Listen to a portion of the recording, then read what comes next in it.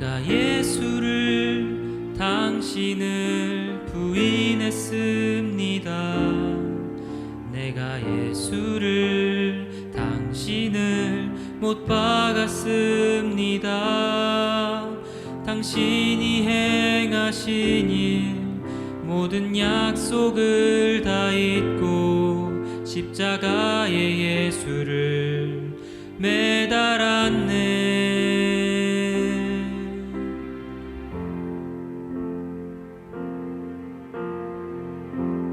예수 참 사랑과 평화의 주님, 소망 없이 멀어진 우리를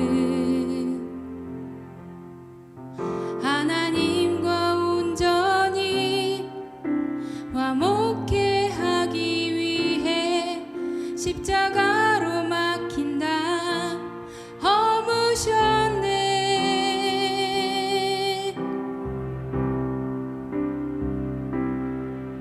내가 예수를 당신을 부인했습니다. 내가 예수를 당신을 못 박았습니다. 당신이 행하신 일 모든 약속을 다 잊고 십자가에 예수를 매달았네. 내가 예수를 당신을 부인했습니다. 내가 예수를 당신을 못 박았습니다. 나의 모든 죄를 지고 아버지께 인도하시는 내가 예수를 못 박았습니다.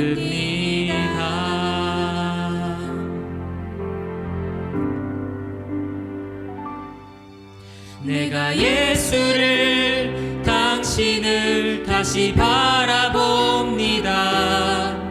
내가 예수를 당신을 사랑합니다.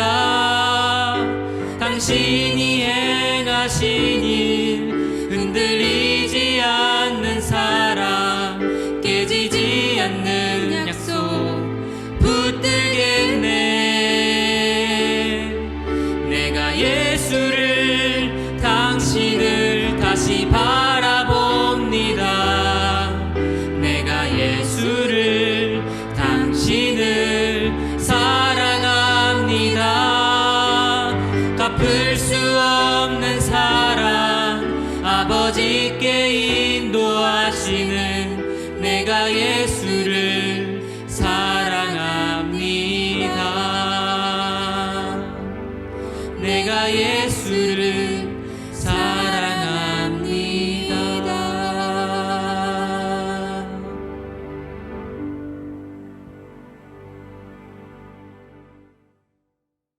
좋은 아침입니다.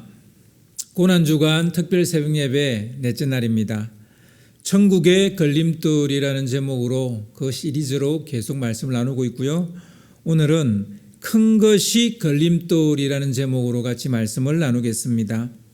오늘 말씀은 마태복음 20장 29절에서 34절까지 말씀입니다. 마태복음 20장 29절에서 34절까지 말씀입니다. 그들이 여리고에서 떠나갈 때에 큰 무리가 예수를 따르더라. 맹인 두 사람이 길가에 앉았다가 예수께서 지나가신다 함을 듣고 소리질러 이르되 주여 우리를 불쌍히 여기소서 다윗의 자손이여 하니 무리가 꾸짖어 잠잠하라 하되 더욱 소리질러 이르되 주여 우리를 불쌍히 여기소서 다윗의 자손이여 하는지라.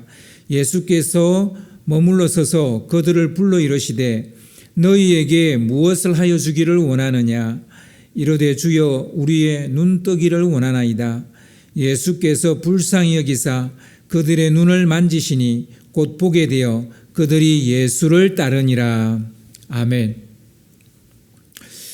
무엇이 천국의 걸림돌인지 이번 특세 때 여러분과 나누고 있습니다. 천국의 걸림돌이 제거되어야만 주님의 십자가가 헛되지 않기 때문에 이런 주제로 여러분과 말씀을 나누고 있습니다. 첫 번째 천국의 걸림돌은 영생을 믿음으로 얻는다는 것을 모르는 것, 그것이 걸림돌이죠. 두 번째 천국의 걸림돌은 은혜로 사는 것을 모르는 것입니다. 은혜로 구원을 받고 천국의 삶은 은혜로 사는 것입니다. 세 번째 천국의 걸림돌은 섬기는 사역이 아니라 군림하려는 사역자가 되려는 것입니다. 오늘은 그 네 번째 이야기를 하려고 합니다. 예수님은 여리고에 잠시 머물다가 이제 예루살렘으로 가려 합니다. 예수님뿐만 아니라 많은 사람들이 유월절을 지키기 위해 예루살렘으로 올라가고 있었습니다. 갈릴리와 데가볼리 그리고 이두메 지역에 살고 있는 유대인이라면 여리고를 거치지 않고는 예루살렘으로 올라갈 수가 없습니다. 여리고가 교통의 요지이다 보니까 유월절 인파와 예수님을 따르는 인파로 여리고는 북새통을 이루고 있었습니다. 오늘 본문 29절은 당시의 상황을 이렇게 기록하고 있습니다. 큰 무리가 예수를 따르더라. 여기서 큰 무리가 따랐다는 말에 우리는 주목해야 합니다. 그리고 30절에 나오는 맹인 두 사람에게도 동시에 주목해야 합니다. 큰 무리와 두 사람은 수적인 면에서 너무나도 대조적입니다.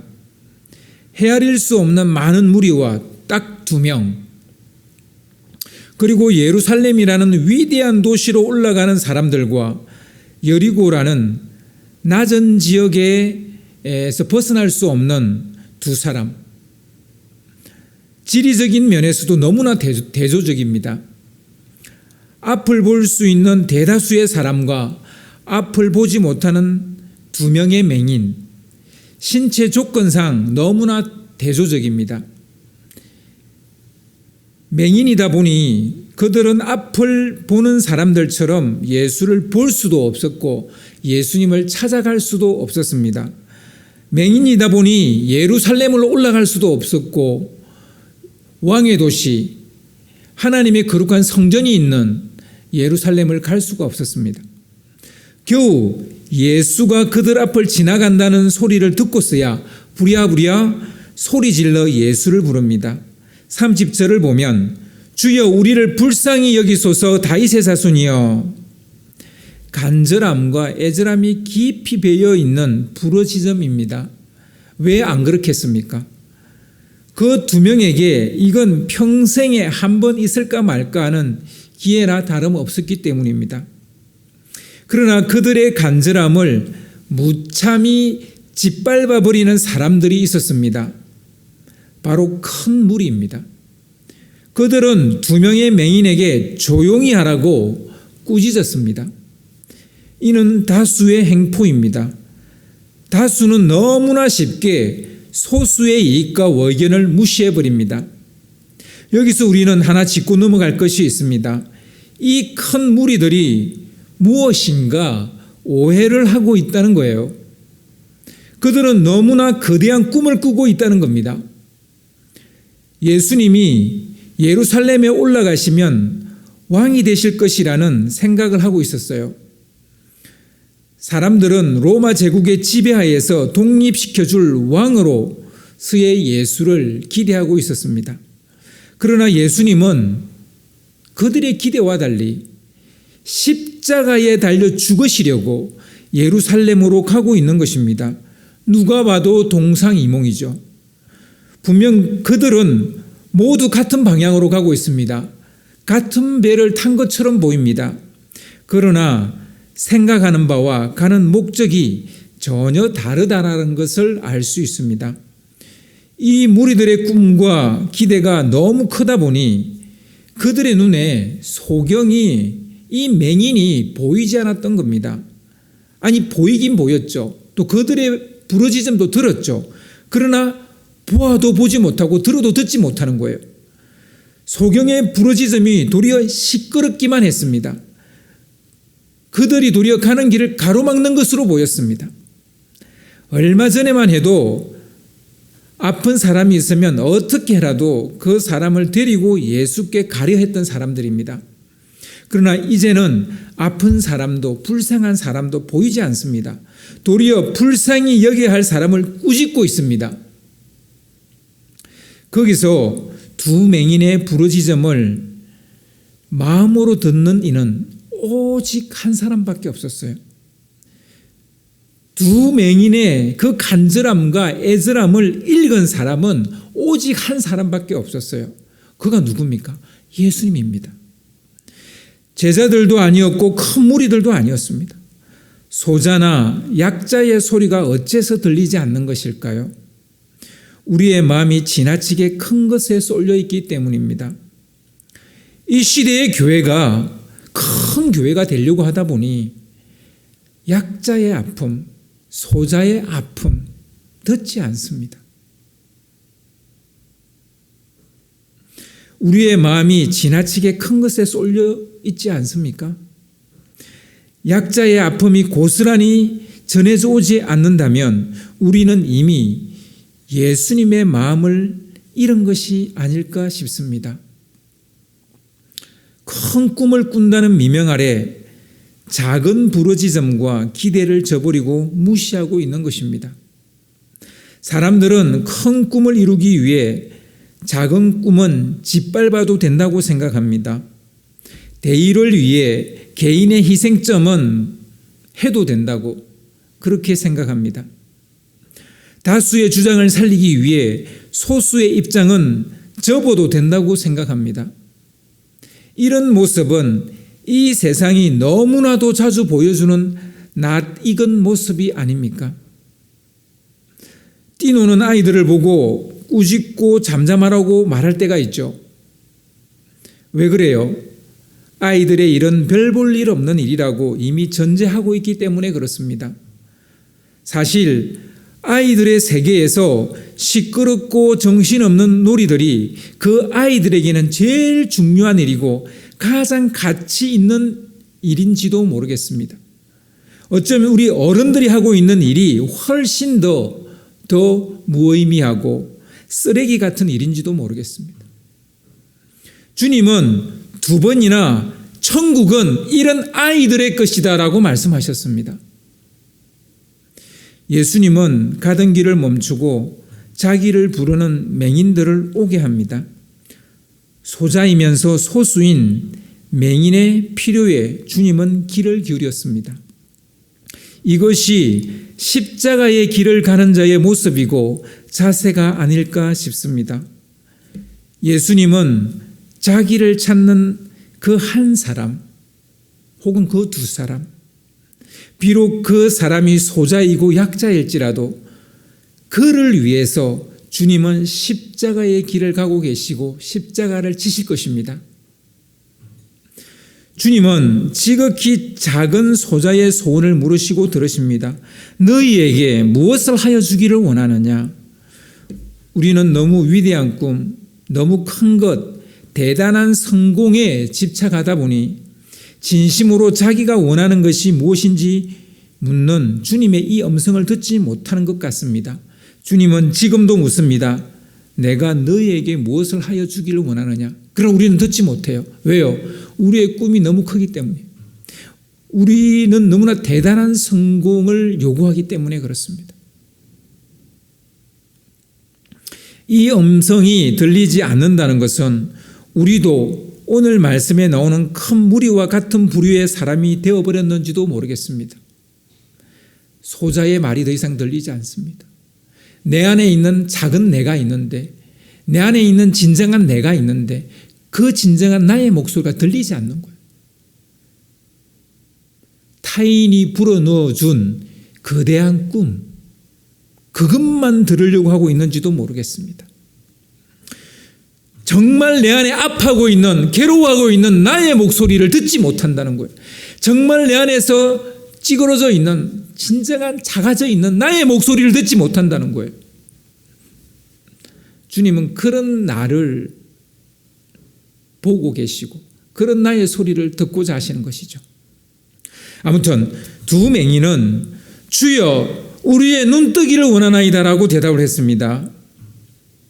맹인이 보기를 원한다고 말하는 것이 별 이상한 것도 없고 특이할 것도 없습니다. 하지만 곰곰이 생각해 보면 참 아쉬운 소원이라는 생각이 듭니다. 보게 해달라고 말할 뿐만 아니라 구원하여 달라고 구했다면 얼마나 좋았을까요? 하지만 저는 이게 사람이라고 봅니다. 지금 넘어야 할 산을 넘지 못하고 다음 산을 넘게 해달라고 요구하는 것은 얼마나 우스운 일입니까? 지금 자기 앞에 놓여있는 산은 넘지 않고 그 다음 산을 넘게 해달라고 말하는 게 무슨 의미가 있습니까? 한 걸음을 내딛게 되면 결국 목적지에 도착하게 되는 것입니다. 그런데 그 한 걸음을 내딛지 않으면서 그 다음 걸음에 대해서 고민을 하고 있다는 거죠. 그것을 위해서 기도하고 있다는 것이죠. 그런데 너무 많은 것을 지금 당장 이루려고 하기 때문에 인생이 피곤합니다. 불안합니다.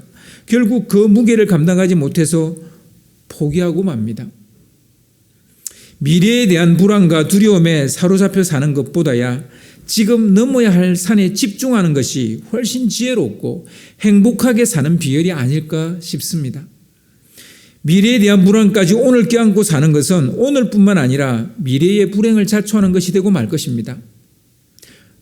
여러분 보세요.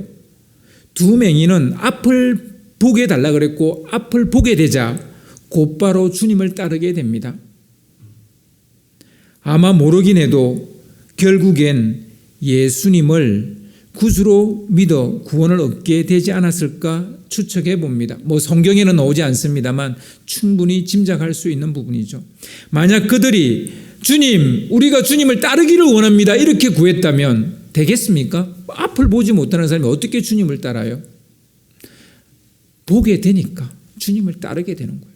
주님을 따르게 되니까 예수님을 믿게 되는 거예요. 예수님을 믿으니까 천국이 너희 것이 되는 거예요. 저희들의 것이 되는 거예요.